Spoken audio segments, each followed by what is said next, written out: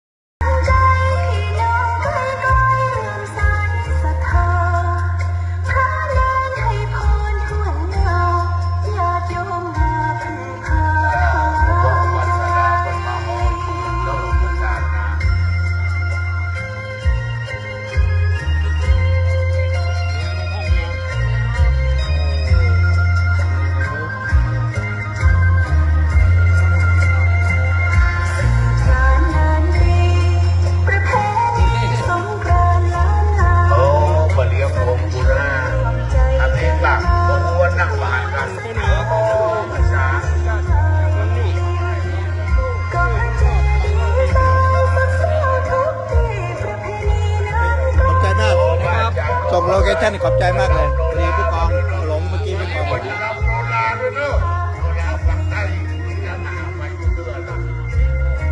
สวัสดีนะครับสวัสดีครับนี่พอดีก็นั่นนะมาเดี๋ยวเจอกันครับ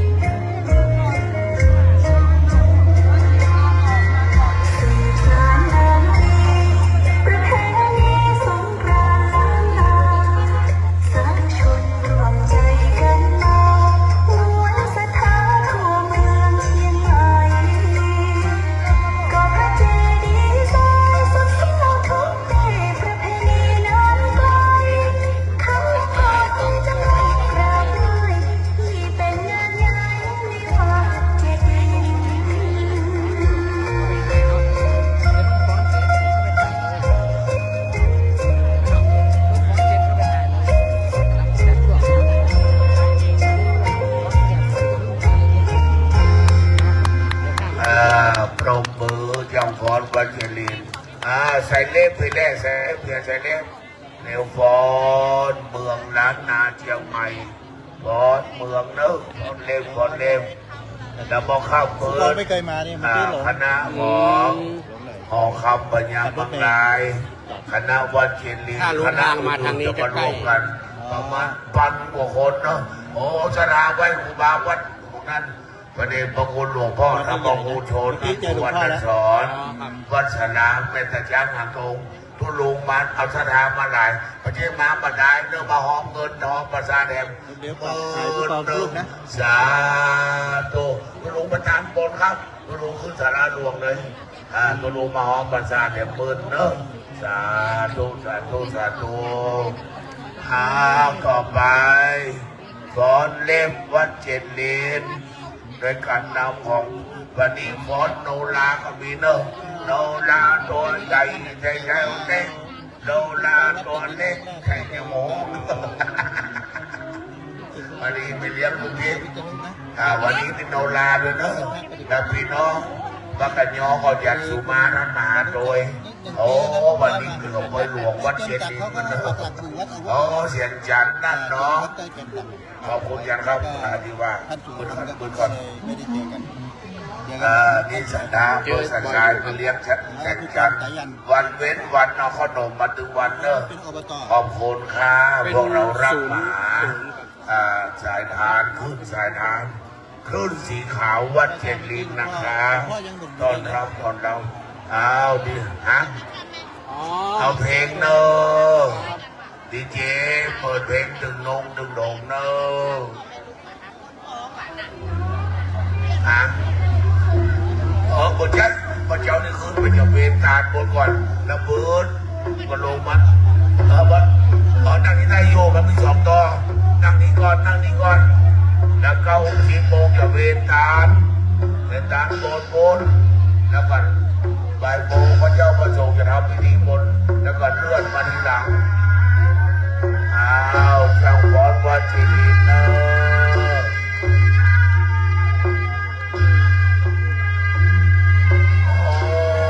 มาละบุญวัดสุเทพโอ้โหวันโลกนามวงกลมด็อกเตอร์อาดาเนอร์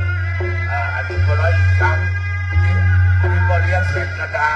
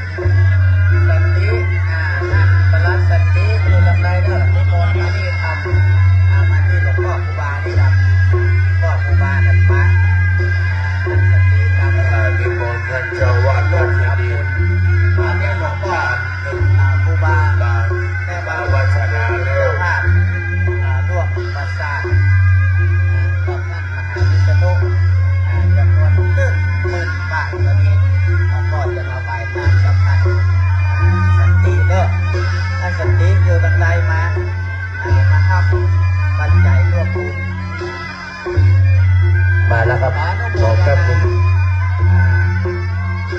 วัดเมืองลังท่านพระอาจารย์อธิการคุณนัทเอกีคุณนัทจักรโม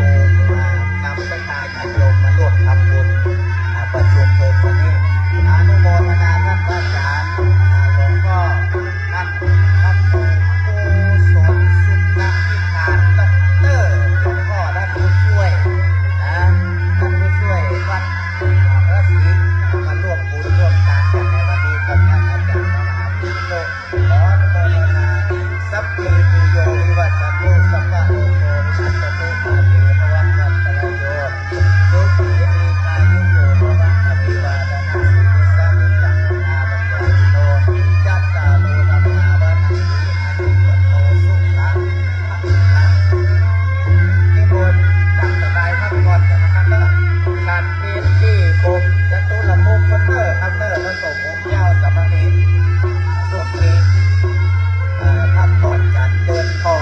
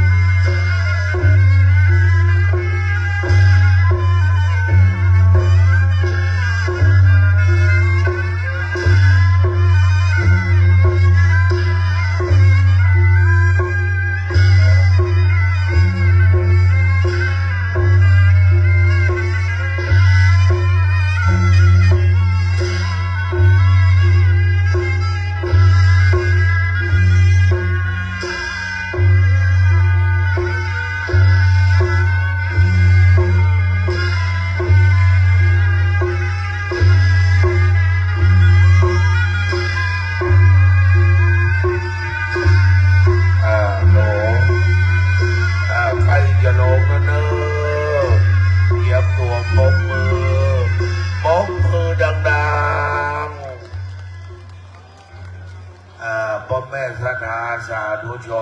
นกระเดียวขึ้นไปบนเนื้อไปศาลาหลวงตะวันตกเอาจะไหว้พระห้ามศีลนาน74 ด็อกเตอร์จะโอกาสเวรการกล่าวคำถวายพระทหารเพลพระเจ้าประสงค์มาร่วมงานฉันเพลเรียบร้อยโรงทานพกโรงทานเปิดเลี้ยง